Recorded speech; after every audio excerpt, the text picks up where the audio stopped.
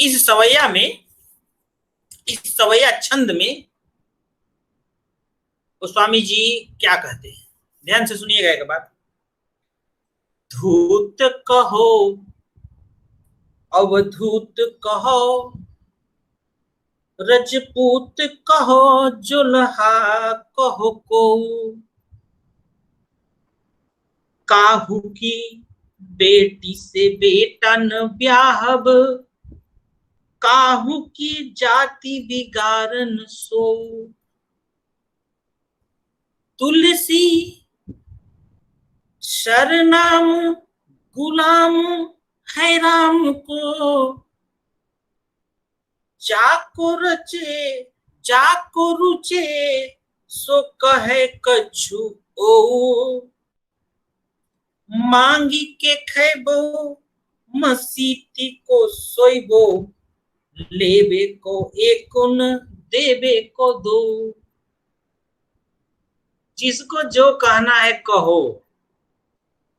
मैंने समाज की सामाजिक स्थिति एवं आर्थिक स्थिति के साथ साथ शासक व्यवस्था की पोल खोल दी है। जिसको जो कहना है कहे, मुझे कोई फर्क नहीं पड़ता है।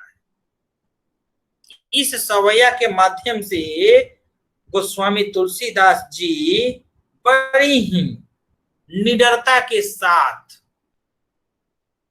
अपनी बातें सामने रख दी है। कोई कहता है कि रे मूर्ख गोस्वामी जी, तुम राम के शरण में जाओगे तो तुम्हें दरिद्रता समाप्त हो जाएगी, तुम तो पागल हो।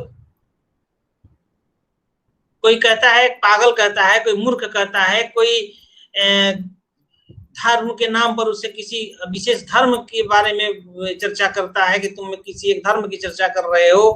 कोई कहता है कि तुम अपने जाति के बारे में कह रहे हो। कोई कहता है कि तुम सिर्फ किसी एक पक्ष की बातें कर रहे हो। यानी भिन्न भिन्न प्रकार की आलोचनाएं होने लगी समाज में। गोस्वामी जी कहते हैं कि इसका कोई मुझे फर्क पड़ने वाला नहीं है। जिसको जो कहना है कहे, जो करना है करे, इसका कोई फर्क मेरे ऊपर नहीं। कहते हैं क्या कि धूत कहो, मक्कार कहो, सठ कहो, धूर्त कहो।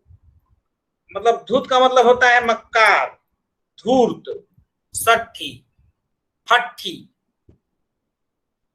कहते हैं कि जिसको जो कहना है कह। धूत कहो, अवधूत कहो। और अवधूत का मतलब होता है सन्यासी। तो मुझे सन्यासी कहो, चाहे हट्ठी कहो, मक्कार कहो, चाहे धूर्त कहो। कोई कोई तो कहता था कि राजपूत वर्ग का है, राजपूत जाति का है, तो कहते हैं कि राजपूत कहो। तुमको राजपूत कहना है राजपूत कहो, जोल्हा का जोल्हा कहना है जोल्हा कहो, जो जाति का कहना है उस जाति के बारे में कहो।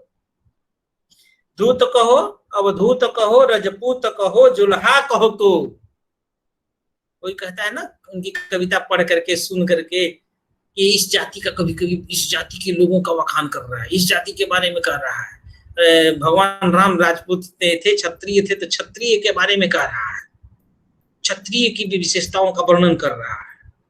कहते हैं कि देखो, तुमको जो कहना है तो कह, मेरे ऊपर कोई प्रभाव पड़ने वाला नहीं है। मैं एक कवि हूं, मैं एक समाज सुधारक हूं। यदि समाज में किसी भी प्रकार की कोई भी परिस्थितियां, घटनाएं घटती है, तो उस परिस्थिति और घटनाओं की चर्चा करना, उसे शासक वर्ग के आगे रखना मेरा धर्म है, और मैं उस धर्म का पालन कर रहा हूं। क्योंकि यदि राजा सोया हुआ है तो राजा को जगाना मेरा धर्म है। तुमको पागल कहना है पागल कहो, राजपूत कहना है राजपूत पक्ष के कहो, जुल्हा पक्ष कहो, जो कहना है कह, इससे मुझे कोई प्रभाव पड़ने वाला नहीं। काहू की बेटी से बेटा न ब्याह हो, मैं अपना किसी के साथ रिलेशन नहीं जोड़ने वाला। केहू किसी की बेटी से ना मैं अपने बेटा का शादी करने वाला हूं, ना मैं अपने बेटा का शादी किसी की बेटी से करने वाला। मैं किसी जाति में के बारे में यहां पर चर्चा नहीं किया। जो किया हूं समाज में उत्पन्न परिस्थितियों के अनुसार सामाजिक परिस्थिति का वर्णन किया। और कहते हैं क्या, काहू की जाति बिगाड़ न सो। मैं अपने बेटा बेटी की शादी किसी के बेटे बेटी से नहीं करने वाला हूं कि किसी की जाति को बिगाड़ दूंगा कि राजपूत की बेटी की शादी जोल्हा के बेटे से हो गई तो जोल्हा वाला बिगड़ गया, राजपूत वाला बिगड़ गया। ये मैं काम करने वाला नहीं।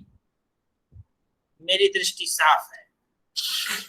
मैं अपनी लेखनी से समाज को एक मार्गदर्शन, समाज को एक नई दृष्टि देना चाहता हूं। फिर लिखते हैं क्या, तुलसी सर्वनाम गुलाम है राम का। तुलसीदास को तुमको जो कहना है कह लो। तुलसीदास किसके गुलाम है? भगवान राम के गुलाम है। मैं भगवान राम का भक्त हूं। मैं भगवान राम के चरणों में अपने आप को समर्पित कर दिया हूं। मैं प्रभु श्री राम का गुलाम हूं। तुमको जो कहना है कह ले, मेरे पर कोई प्रभाव नहीं पड़ने वाला।